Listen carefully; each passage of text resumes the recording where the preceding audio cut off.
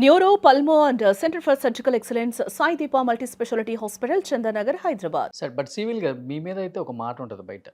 As a criminal లాయర్గా కొన్ని కోట్లు వెనకేశారు ఆయన, అదే ఉంటుంది. కొన్ని కోట్లు దండుకున్నారు కూడా కేసులు వాదించి. అంతేగా ఇప్పుడు ఎట్లా ఉంటుందంటే ఇప్పుడు కోర్టులు దండుకోవటం అని ఉండదు. ఎందుకంటే లాయర్కి ఒక్క అన్ని ప్రొఫెషన్స్కిలోనూ లేని వెసులుబాటు ఒక లాయర్కే ఉంది. కోర్టులో కూడా జడ్జి గారు చూస్తుండగా కానీ కూడా ఇలా కట్టలు లేదా చెక్కులు తీసుకోగలిగిన వెసులుబాటు లాయర్కే ఉంది. దాన్ని ఫీజు అనొచ్చు. కొంతమంది ఆశ్చర్యపోతారు. గంటకి 25 లక్షలు, 50 లక్షలు, 60 లక్షలు గంటకి మీరు ఎన్ని లక్షలు తీసుకుంటారు? ఒక 50 లక్షలు తీసుకుంటారా? సున్నా తీసి 5 ఇచ్చినా నేను హ్యాపీగానే ఉండేవాడిని. అంతే, అంత రేంజ్ మన దగ్గర ఉండదు.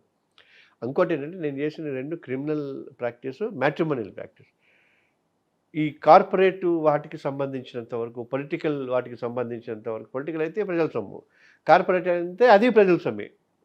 సో వాళ్ళకి ఉంటుంది కానీ మనకి అంత ఉండదు, అసలు ఎక్కడా కూడా ఉండదు. ఎంత పెద్ద మర్డర్ కేసు చేసినా కూడా unless until there is a black money, big money ఉంటే తప్ప ఇవ్వలేరు. ఇట్స్ ఇంపాసిబుల్ అంత లాయర్లకి.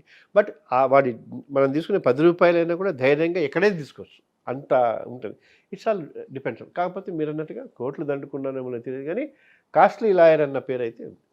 ఇప్పుడు సామాన్యుడు అనేవాడు న్యాయం కోసం ఒక అడ్వకేట్ దగ్గరికి వెళ్తే ఆ అడ్వకేట్కి డబ్బు పెట్టి తన తరపున వాదించుకునే అంత సత్తా ఉందంటారా సామాన్యుడికి ఈ రోజుల్లో? ఎక్కువ ఉంది.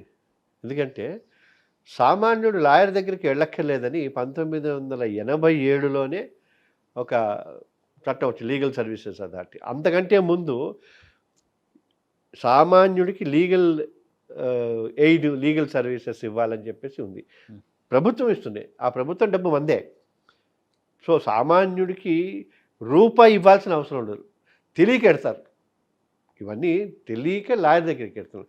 సామాన్యుడు కానీ, పేదవాడు కానీ, స్త్రీలు కానీ, ముసలివాళ్ళు కానీ, పిల్లలు కానీ, షెడ్యూల్ జాతి కులాల వాళ్ళు కానీ, వీళ్ళెవ్వరికీ కూడా లాయర్ని పెట్టుకోవాల్సిన అవసరం లేదు. Free legal advice. ఇదే నేను మా లీగల్ న్యూస్ ఛానల్లో గత 8 ఏళ్ల నుంచి చెప్తా ఉన్నా. మేము చెప్తున్నాం, ఓపెనింగ్ చెప్తున్నాం, you don't need to come, you should not come. Plus ఒక 15-20 ఏళ్ల నుంచి ఆల్టర్నేటివ్ డిస్ప్యూట్ రిజల్యూషన్ అంటే కోర్టుకు వెళ్లకుండా, గొడవలు పడకుండా, పోలీసులు లాయర్ల దగ్గరికి వెళ్లకుండా మీరు మధ్యవర్తిత్వం ద్వారా, ఇప్పుడు ఈ మధ్య నీకు తెలిసి ఉంటుంది బికాజ్ మీరు యంగ్స్టర్స్ కాబట్టి, ఈ chief justice of India Ramana గారు వచ్చిన తర్వాత ఎక్కువ పబ్లిసిటీ చేస్తూ ఉన్నారు. అన్నీ ఉన్నాయి. అల్లుడు నోట్ల శని.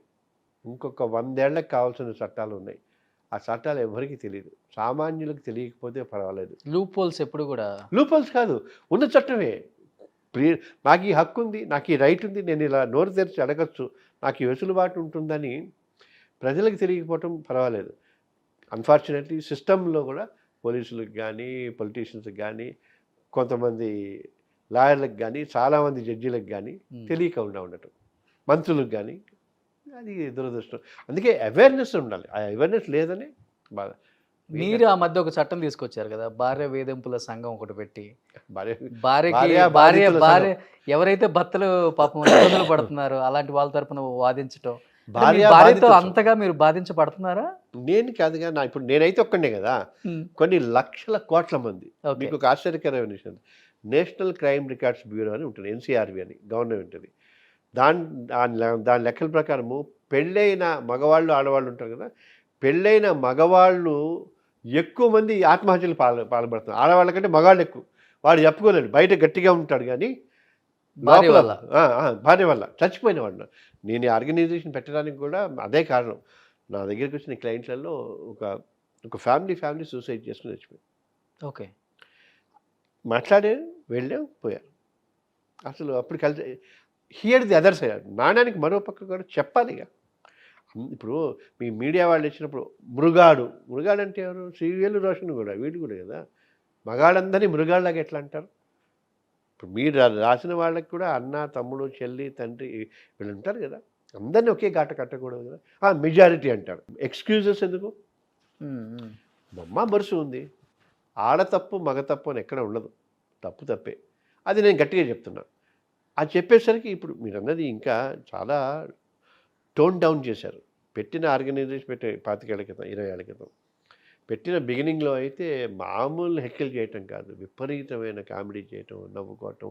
మీరన్నట్టుగానే పాపం వాళ్ళిద్దరికి పడదేమో, వాళ్ళిద్దరు విడిపోయారేమో, మీ భార్యకి మీకు నాకు మా ఆవిడకి. అది పుకార్లు పుట్టించారా? పుకార్లు అంటే అది గ్యారంటీ అని అంది. ఆ తర్వాత మేము మళ్ళీ ప్రెస్లో కూర్చుని మేమిద్దరం కలిసి, తను కూడా లాయరే, మేమిద్దరం కలిసి ఇంటర్వ్యూలు ఇచ్చి వాళ్ళని చేసి, ఓహో పాపం వీళ్ళు ఇంత బాగున్నారు, మేము అదే అవుతారు, మేము బాగున్నాం, మాలాగా బాగుండటానికి మీకు కూడా అవకాశం ఉంటుంది, పెళ్ళి అనేది జీవితానికి ఒకేసారి అని అలా చెప్పటం మొదలెడతాం. ఇప్పుడు కూడా అదే, ఇప్పుడు డెఫినెట్గా ఇంకొకటి కూడా ఉంది, పెళ్ళి అయితే విడాకులు తీసుకోవాలి తప్పదు, కుదరకపోతే అంటున్నాం. కానీ 2 ఏళ్ళు ఆగండి, పిల్లలు పుట్టిన తర్వాత మాత్రం విడాకుల జోలికి వెళ్ళకండి. మీ బాధ్యత లేకుండా, వాడి తప్పు లేకుండా మీరు పిల్లల్ని భూమి మీద తీసుకొస్తున్నారు. వాడికి తండ్రిని తల్లిని దూరం చేయటం దీనికి తప్పు కదా. ఈ లోపల మీ ఇద్దరు మొగుడు పెళ్ళాలు విడిపోవచ్చు, తల్లి కానీ తండ్రి కానీ పిల్లలు కానీ విడిపోకూడదుగా. చట్టం ఎక్కడా లేదు ప్రపంచంలో. అది మనం అడ్వకేట్ చేస్తాం. ఓకే. ఇప్పుడు కూడా ఇప్పుడు చాలామంది మీకు యూట్యూబ్లలో కూడా వైరల్ అయింది ఎక్కడో, ఇక్కడే మన హైదరాబాద్ ఓల్డ్ సిటీలో వాడు వచ్చి ఏడ్చేస్తూ పోలీస్ స్టేషన్కి వస్తే ఎస్ఐ అంటున్నా, ఓతా బాయ్ అవుతుంది రా బాయ్, పో ఇంటికి పో, రేపు పొద్దుగాల రా పో అంటే వాడు ఏడుస్తున్నాడు, ఇంటికి వెళ్తే కొట్టేస్తుంది చంపారు. అరే గట్టిగా అనకరా బాయ్, పో నడుస్తానే జాబ్ చల్తా అంటాడు. అదే ఆడపిల్ల వచ్చి మా ఆయన కో అనగానే ముందు కేసు, ఆయన మీద కాదు, ఆయన నాన్న అమ్మ తమ్ముడు చెల్లెలు అన్న వదిన ఆడబిడ్డ తయారు మొత్తం బంధుమిత్ర సపరంగా పెళ్లికి ఎవరెవరు వచ్చినా వాళ్ళందరికీ కేసెస్ కేసు కామన్ అయిపోయింది సార్ అది ఇప్పుడు. అందుకే సుప్రీంకోర్టు కూడా ఏంటంటే దీన్ని జ్యుడిషియల్ టెర్రరిజం అన్నారు ఈ ఫాల్స్ కేసులని. సో ఇవన్నీ ఇంత గట్టిగా చెప్తే అంటే ఆడపిల్లల మీద అత్యాచారాలు జరగట్లేదని అది వేరే కదా. ఇప్పుడు మనము ఏదో గోదావరి లాంటి సినిమాలు చూస్తే బాహుబలికి అన్నట్టుగా మాట మనం ఏం మాట్లాడుతున్నాం ఇటు పోతుంది. తప్పెక్కడైనా గట్టిగా చెప్పాలి, అది ధైర్యంగా చెప్పాను కనుక ఈ బ్రాండ్ తప్పదు ఇన్నాళ్ళైనా. బట్ లీగల్ అడ్వైజులు ఇచ్చి ఆర్టిస్ట్గా ఉన్నారు కాబట్టి ఇండస్ట్రీలో ఎవరైనా స్టార్లని కాపాడటం జరిగిందా మీరు? చాలామంది తీసుకోకూడదు డైవర్స్, తీసుకోవద్దని చెప్పాం, తీసుకోమని చెప్పాం. ఓకే, రెండు.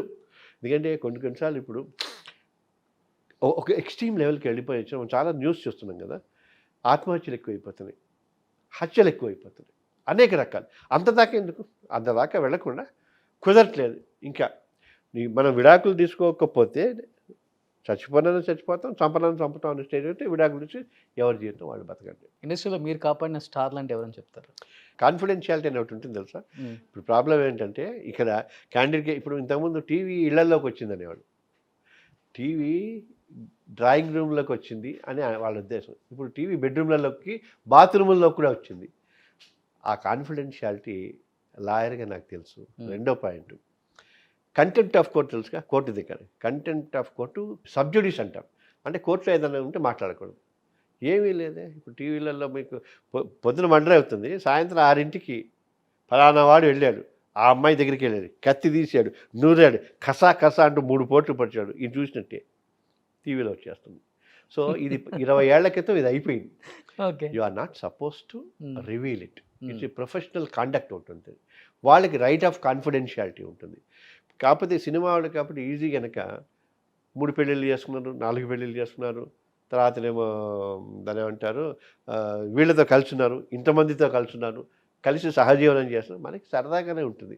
పాపం వాళ్ళు కూడా మనుషులన్న నేను తిడుతూ ఉంటాను సినిమాలను కూడా. నేనేమంటా అంటే మీరు అంటే మాకు ఆ హక్కు లేదా, లేదు. ఇప్పుడు what you said is right, ఎవరైనా కాపాడని చెప్పని ఉచ్చుకుతూ ఉంటుంది. నేను ప్రొఫెషనల్ కదా, ఇప్పుడు నేను నీ సీక్రెసీని కాపాడుతాను అని మేము ఓట్ చేస్తాం. ఇండస్ట్రీలో ఎంత కాపాడినా కానీ కాపాడగలమా? ఇప్పుడు సాయంత్రానికి వచ్చేస్తుంది కదా సార్ ఇండస్ట్రీ. అంటే ఇప్పుడు ఎట్లా ఉంటుందంటే ఇష్యూ పెడుతుంది కానీ ఇన్డెప్త్ ఎందుకు అని తెలియదు. చాలామంది మనకి తెలుసు పర్ఫెక్ట్ ఇండస్ట్రీలో ఆకు కదిలినా ముందు దాని మీద పెడతారు. ఎందుకంటే నేను అదే చెప్తాను, మీకు పబ్లిక్ లైఫ్ ప్రైవేట్ లైఫ్ ఉండదు అని దాని మీద నా మీద విడుచుకుపడతాను. ఎందుకు ఉండదు అంటే మీరు వెళ్ళి ఇంత స్టార్ స్టేటస్ వచ్చిన తర్వాత వెళ్ళి పానీపూరి తింటారా, ఒక హోటల్లో కూర్చొని ఛాయ్ తాగలుగుతారా? దానికోసం కష్టపడ్డారు. మీకు సెకండ్లు ఇచ్చి మీ చెయ్యి వాయి కొట్టేస్తారు, చంపేస్తారు మిమ్మల్ని దానికోసం. ఎందుకంటే మీరు ఏ బనీని తొడుక్కోమంటే ఆ బనీను, ఏ కూల్ డ్రింక్ తాగమంటే ఆ కూల్ డ్రింక్, ఏ స్కూటర్ కొనుక్కోమంటే ఆ స్కూటర్, మిమ్మల్ని అడ్వర్టైజ్మెంట్ కోట్లు ఇచ్చి చెప్తే అది కొంటున్నాం.